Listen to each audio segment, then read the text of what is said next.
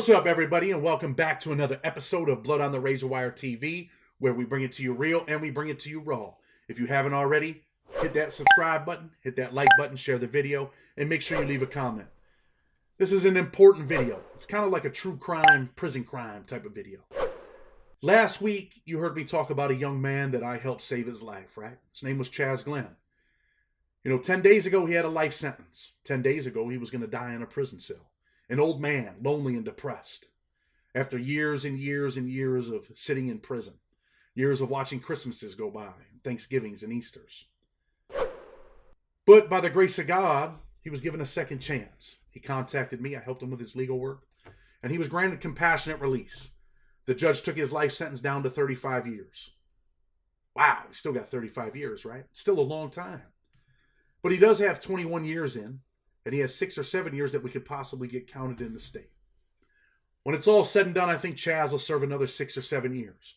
Some people wrote and said, Chad, how can you help a guy that was part of the Bloods? How could you help a guy that was involved in having people killed?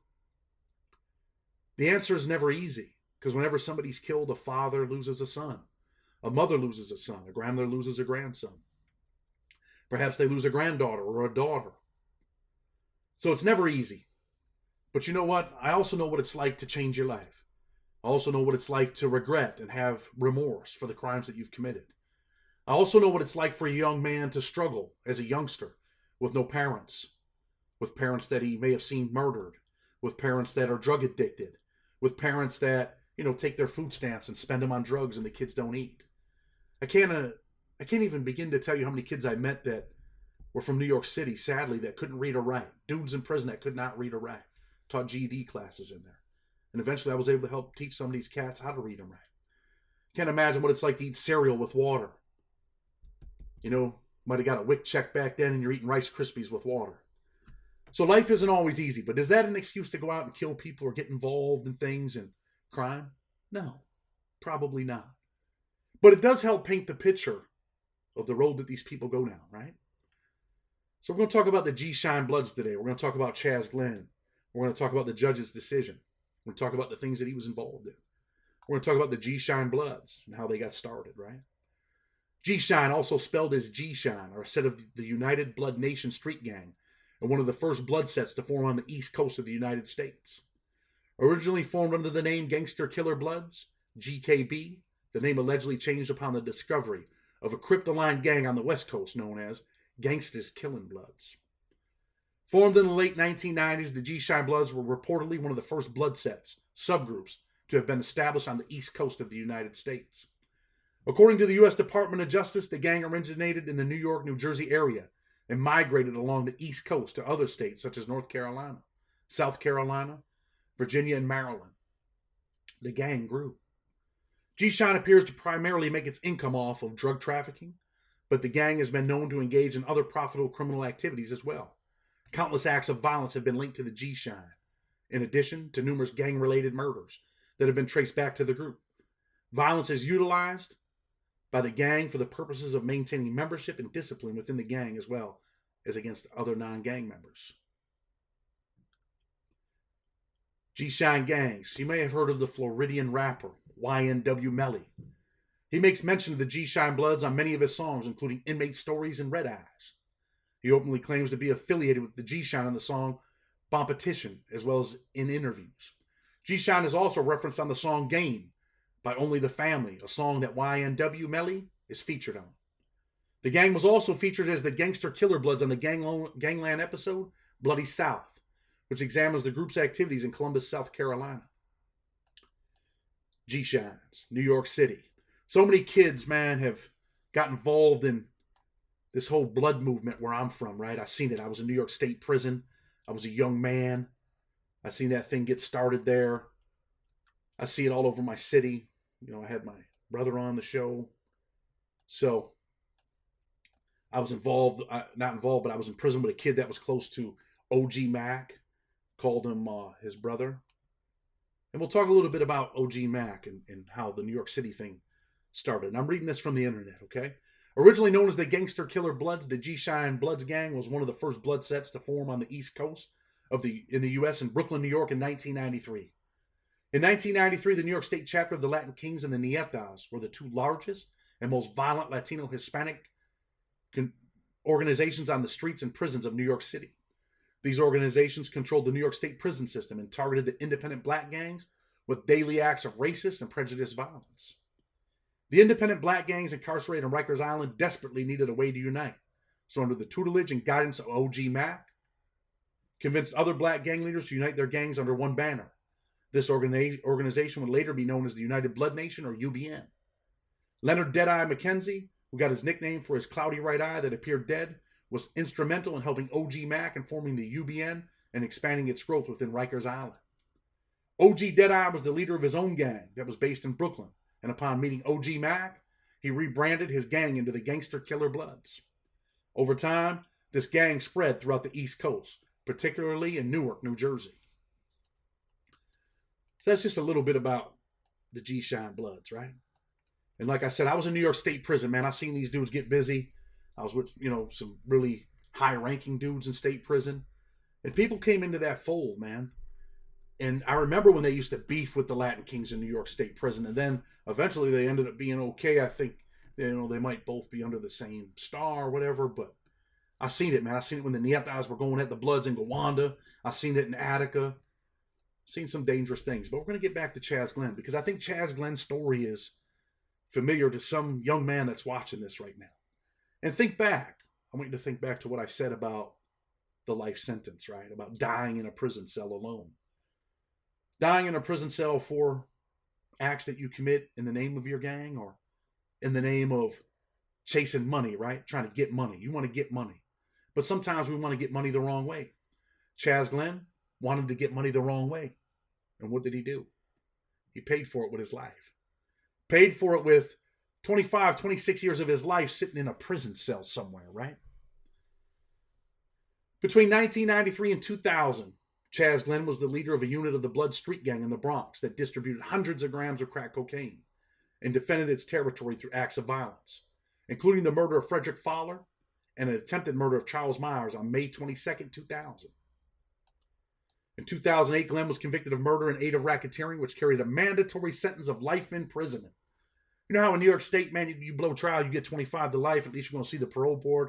You got a little bit of hope, right? In the feds, if you blow trial on murder, guess what happens? You just heard it. It's a mandatory life sentence. Chaz Glenn was eventually sentenced to mandatory life, right? Murder in connection with a drug conspiracy, which had a mandatory minimum sentence of 20 years imprisonment. And the use of a firearm in relation to a drug trafficking crime resulting in murder, which had no mandatory minimum. On January 28, 2009, this court sentenced Glenn to life imprisonment on the first count and 480 months on each of the other two counts, with all three sentences to run concurrently. 480 months, what is that, Chad? Well, I know it because I was sentenced to 480 months as well. It's 40 years. And I'm reading from the judge's decision, right? Those are the facts of the case. And the judge goes in and says, look, man, I think it's time for this kid to get a sentence reduction. Not everybody is as fortunate as Mr. Glenn, right? That's because it all depends on your judge on compassionate release. If you get a good judge, you could be in a good position. If you get a bad judge, you could be in a bad position. Glenn's home life growing up was challenging. His father engaged in drug dealing and was arrested and imprisoned, after which his mother fell into drug addiction, leading to arrests and periods of incarceration. Glenn's older half-brother left the home when Glenn was 10 years old, leaving Glenn with a profound sense of abandonment. Glenn first observed drug use by his mother and fellow drug users in the apartment where they lived. Then eventually was encouraged by his mother to supply her with drugs, driving him to life on the streets by his mid-teens. How many people are listening right now, man, and your parents are drug addicted? Maybe you've been through that life. Maybe you're 25, 26 years old right now. Maybe you grew up with your parents getting high. And I kind of referenced this to that White Boy Rick video movie too, right? Remember that video? Seth Ferrante and all those guys. Because I grew up kind of like how that kid grew up in the beginning. You know, my parents were kind of like rock and roll people. They smoked weed, they drank, they listened to rock and roll music. And we lived in the hood, man. So that life happens in all colors, all shades, all races, right? Maybe it's a little bit different. And most of you know that my father was also a drug addict. But you might have Experience that life where your parents are drug addicts, right? They're not home. They're selling shit. Parents are selling the food stamps. There is no food in the house. Hard life. By your mid-teens, man, you're in the street. Are you looking for acceptance? Are you looking for someone to embrace you? Are you looking for a family? The dudes around you from your neighborhood, even if you aren't in a gang, the dudes from your neighborhood, man, you're all growing up the same, right? And you all become close. Yeah, you fist fight. Yeah, you go to the recreation center. Yeah, you might go down there and get on the little boxing team at Avenue D or Baden Street if you're in Rochester, New York.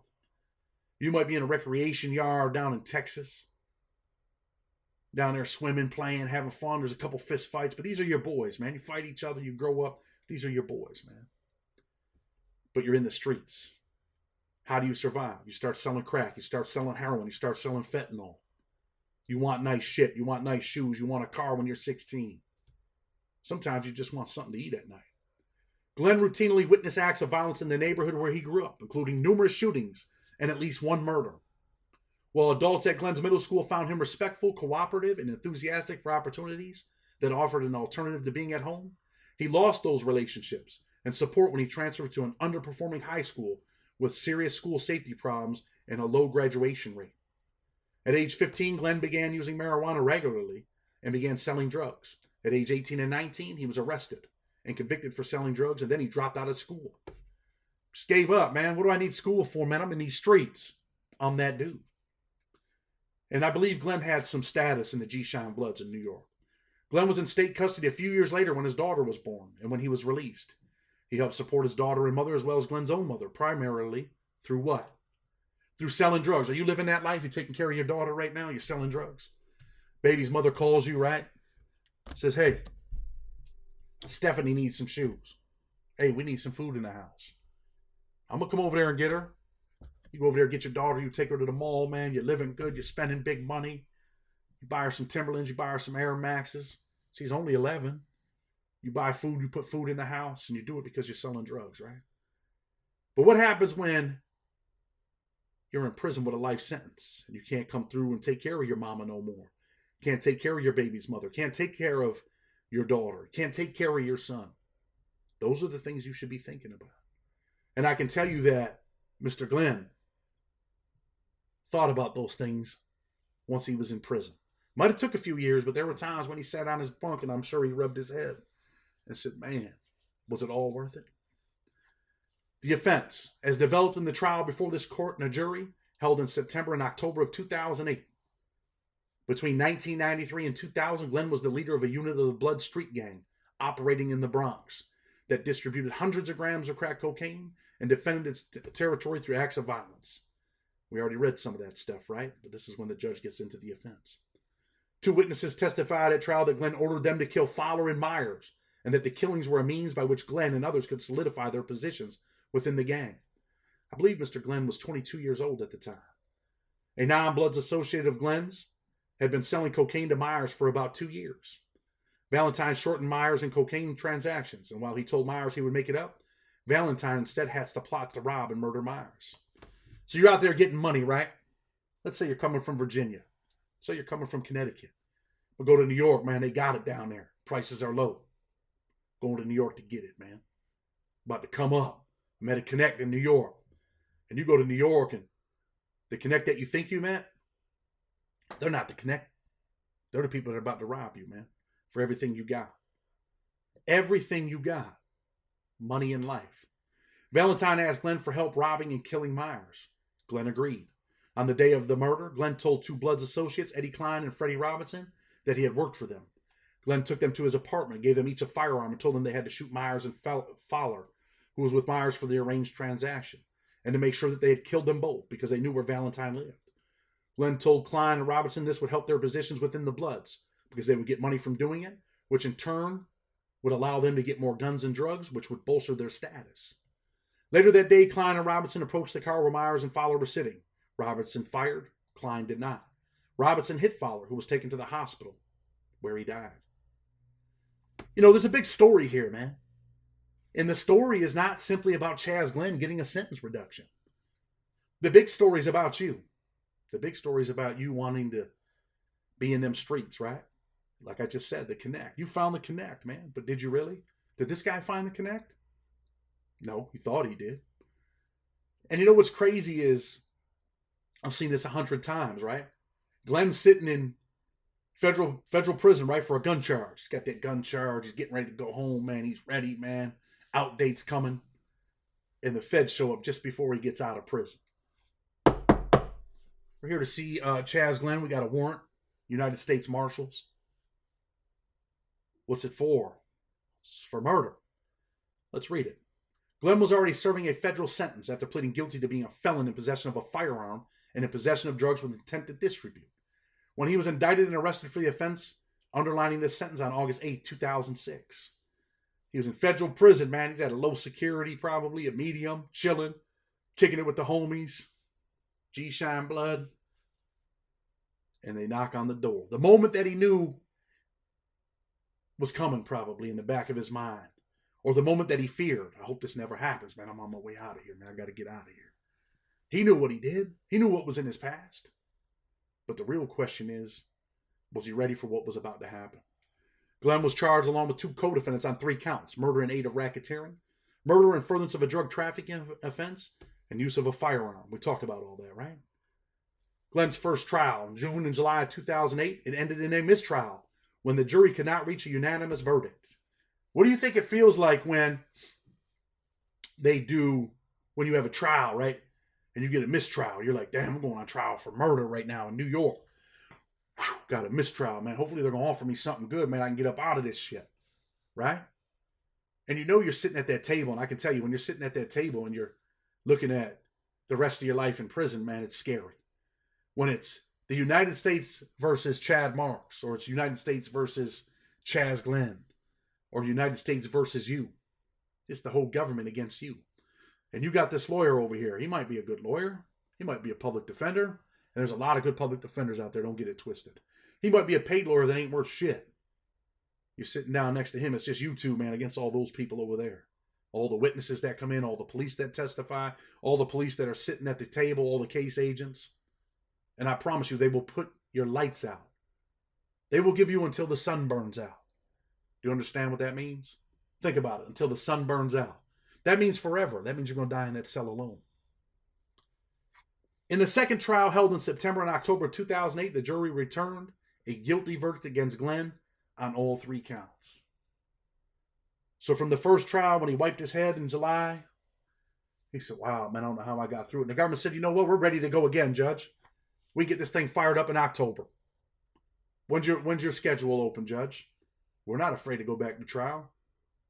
And they took him back to trial. The murder and aid of racketeering count carried a mandatory sentence, man. Mandatory sentences in prison in the feds. When they say life, it's life, man. And you might be thinking, well, he got out. Yeah, it doesn't happen often. Doesn't happen often. And he's not out yet. On January 28, 2009, Glenn was sentenced to life imprisonment on the first count and 40 years on each of the other counts. In denying Glenn's challenge, he challenged it and said, man, this is against the Constitution, this mandatory life sentence, Judge. You can't do this. And the judge stated, were this matter before me in a situation where I thought I had any flexibility as a matter of law, I would seriously consider many of the arguments made by the defense counsel as the unlawfulness or unconstitutionality of the mandatory minimums. This judge didn't like the mandatory life sentence that he had to hand down to a 22-year-old, 24-year-old. But this is regrettably a matter in which, in my view, I do not have such discretion. Just so you know, the judge don't have any discretion. The judge has to give you life. Mr. Glenn, the court hereby sentences you to die in prison. Life in prison. Change the name and put your last name there. Say it. Look in the mirror and say it. I hereby sentence you, Mr. So-and-so, to life in prison. You don't want to feel that. You don't want to experience that. You don't want to be sitting at that table or standing in front of that lectern when the judge says that and your legs get weak. You know, like that Eminem song? Weak arms are heavy. And the judge says the court further noted that in terms of mitigating circumstances in the context in which Glenn's life played out, I don't see what purpose under Section 3553A these circumstances would be served by saying, as I must under count 1, in effect to this defendant, the prison door will never open for you. 18 U.S.C. 3553A. You want to know what that says? It says that the federal court must sentence you to a punishment that is sufficient, but not greater than necessary to achieve the goals of sentencing. Those goals of sentencing include rehabilitation. But although 18 U.S.C. 3553A says that, the other law says he has to give you life. So they're in conflict, right? But which one rides? The mandatory life rides. The judge has no discretion, but he's supposed to. That's the crazy nuance about our law. The prison door will never open for you. Those are the judge's words. To my mind, this is not a human being who is beyond, I can't read that big old word, salvageability. Okay, salvageability, so to speak. To my mind, this is not a human being who is beyond salvageability, so to speak. He must be severely punished because he has committed as bad a crime as one can, the crime of murder. And murder, moreover, in the most calculated and tolerity of circumstances. The court went on to comment, Mr. Glenn once again makes clear his intelligence, and it did bother me a great deal that there was a mandatory life imprisonment count here. I think the notion in that there are human beings whose misconduct is so extreme that they are beyond redemption can surely apply only in a very limited number of cases. And I do not honestly think it applies to Mr. Glenn. So see, the judge looked at Mr. Glenn's history, looked at his life. He looked at the way he spoke, the way that he presented himself in court when he was going through the trial. And he said, you know what, this guy deserves a very harsh sentence. Sadly, people lost their lives here. You know, in many respects. Some people are dead, some people are going to be buried alive in a prison cell. He said, but I don't want to do this to Mr. Glenn, but I have to. As for the second and third counts, the court found that distinguishing between Glenn and Valentine was appropriate, noting that although Valentine proposed the idea, Glenn had the means through the gang and his position in the gang to recruit Robinson and Klein to carry out the murder. As such, the court was persuaded that no sentence short of 40 years can fairly reflect the factors under Section 3553A. So at the time of sentencing, I think the judge in his mind was like, you know what, I'd probably give this cat about 35, 40 years. 3 other defendants pleaded guilty in connection with the murder. Valentine instigated and planned the killing and recruited others to participate in it. And he was sentenced to 330 months in prison. It's a little bit over 30 years, right? Klein and Robinson were government witnesses at Glenn's trial and were sentenced to time served in 2009. Hold on, Chad. What did you just say? Klein and Robinson were sentenced to time served. Is that what the government does? Is that how the government works? The guys that do the shooting, they get time served. It's not cool, right? Never. It's never okay, man. It's never okay to go out and kill people. I'm telling you that right now. And these cats end up getting time served. And Mr. Glenn, we're going to bang this gavel here and we're going to give you what is a mandatory life sentence. Do you want to be Mr. Glenn today? Do you want to be the guy that gets that life sentence? Do you want to be the guy that wants to fight for your life every day? Let's talk about Mr. Glenn. Let's talk about why the judge does what he does now, right? Glenn has consistently held jobs during his time in prison and demonstrated a solid work ethic. Oh, don't forget, those are your homeboys. The guys that do the killing, man, they get out, they get time served. And you're going to prison for the rest of your life. What do you think Glenn thought about that when he was sitting in a prison cell, right? He has participated in education and programming courses and sought to improve himself through self-study. Although Glenn has had disciplinary infractions over the years, he has only had 3 infractions in the past 7. 2 were minor, possessing unauthorized postage stamps and failing to keep his cell tidy during an inspection. 1 was a physical altercation, though Glenn was not the initial aggressor and later reconciled with the other prisoner. Correctional staff attested to Glenn's rehabilitation and desire to contribute to society. His BOP counselor, Daniel Flores, wrote of Glenn's integrity, punctuality, and high standard of maturity and discipline. Why does it take us, man, to go to prison to grow up, man? Why does it take the government taking our life before we grow up, before we begin to educate ourselves, before we begin to say, you know what, I appreciate these 3 things that the framers found so important. Life, liberty, and the pursuit of happiness. Why does it take us getting life, watching our mothers cry, before we wake up and say, you know what, I'm going to go get my GED in prison. You know what, I'm going to go get a job in Unicor in prison. Why does it take that, man? Why can't we do it now? Why can't you watch this video and say, man, I don't want to be Chaz Glenn? Why do we have to keep pushing forward and think that I'm going to get away with it, man, when so many other people have failed? I'm too smart for the cops. Man, technology is, it's just growing every day, isn't it? Cameras on the street poles, and people are still running around killing people, man. Dude just got arrested yesterday in my city, killed 2 people, man. Killed one 30 days ago and then went and killed another dude 33 days later. 24 years old, on parole for a weapon. He's Chaz Glenn. But you know the difference between him and Chaz Glenn? He's going to New York State prison. There is no compassionate release. He's going to be sentenced to probably 60 years to life. That means he won't see the parole board for 60 years. That means he'll probably be dead. He'll be 84 years old when he's eligible for parole. Whole life stamped out in a courtroom. Mother gonna cry. Family's gonna cry. Baby's mother's gone. Kids ain't gonna know their father. Man, you better wake up. Flores further noted that Glenn's attention to detail and positive behavior has been recognized by the psychology department as well as the unit team staff, and that Flores would highly recommend Mr. Glenn to whichever position he applies in the future. He said that you know, I have over 200 inmates on my caseload, and Chaz is one of the few I would recommend for release.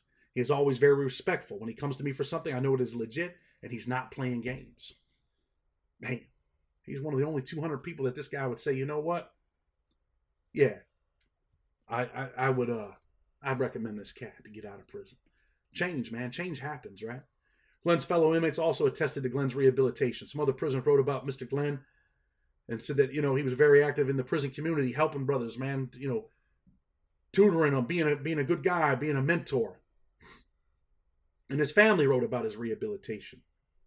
An anti-gun violence program guy wrote he has a very good chance to be trained and employed by his organization. He's willing to bring Chaz Glenn in. Chatty old cash. So the judge eventually says, you know what? I'm going to reduce this kid's sentence, right? And he said, why does he do it? He says, you know, as described above, Glenn grew up in a troubled circumstance and he committed the offense conduct at the age of 22. Glenn argues that both are among the extraordinary and compelling circumstances warranting his release. There are arguments on both sides about the extent to which Glenn's circumstances at a young age at the time of the offense conduct are attributable to the immaturity and susceptibility of youth, but the court could and did consider the impact of both Glenn's upbringing and his relative youth at the time of his sentencing in 2009. While the government argues that Glenn was 22 years old, not 18, and that the immaturity and susceptibility of youth are not relevant, this court has made clear that such a relative youth is relevant to sentencing, and as discussed at length in United States v. Ramsey, the court can and should take it into account in sentencing a defendant. However, as the court made clear at sentencing, the attributes of Glenn's upbringing and relative youth do not explain away the reality that he committed a calculated murder for personal gain. Similarly, his difficult upbringing and relative youth at the time of the offense conduct do not in and of themselves constitute extraordinary and compelling circumstances that today warrant a reduction in his sentence when considered independently from the other circumstances discussed below.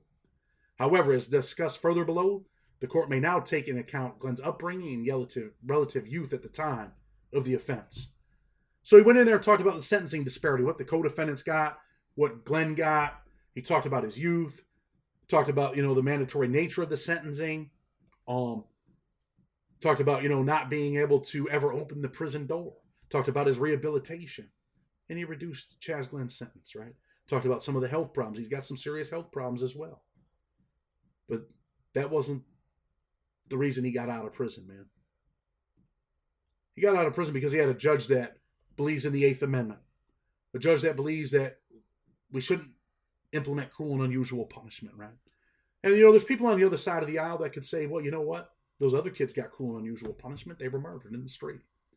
Their blood was spilled in the street to never live again, to never breathe again, to never be a husband or be a father. And I understand that and I respect that. So many people lose, man. And what is the moral here, man? The moral of the story is, one, why are we killing each other? That don't matter what color you are. Why are whites killing whites? Why are blacks killing blacks? Why are Hispanics killing Hispanics? Why are blacks killing Hispanics and Hispanics killing blacks and whites killing blacks and blacks killing whites? Why are we doing that shit, man? When we're all in the same struggle. We're all in the street, right? All struggling for a better life. What are you selling drugs for right now? Think about it. Why are you selling dope? Why are you selling crack? Why are you selling fentanyl?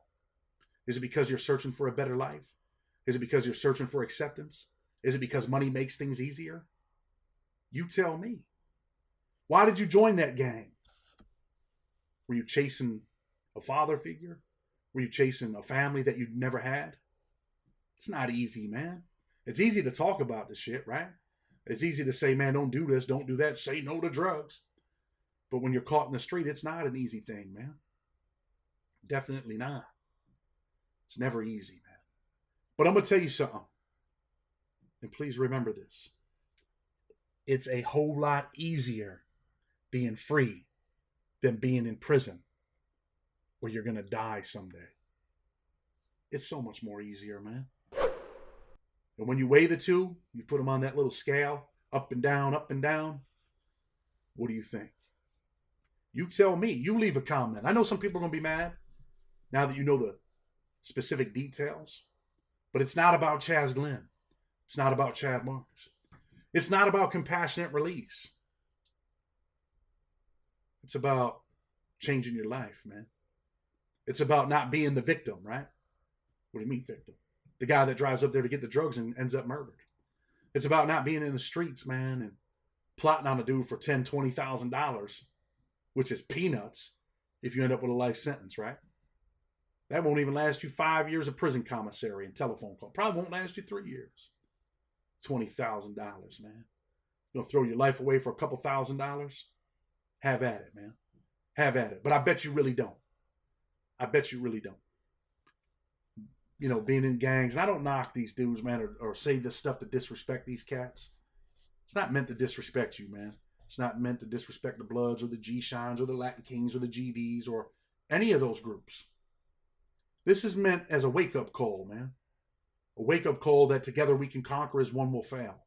It's a wake-up call that the streets got nothing for you, man. It's a wake-up call that at the end of the day, the gang has nothing for you, man. Nothing but hard times, man. Hard times and bubble gum. And they're all out of bubble gum. Nothing but hard times, man. So think about who you want to be. Think about what you want to do with your life. Because once again, man, I'm going to keep saying it because it needs to sink in. You are the author of your own story.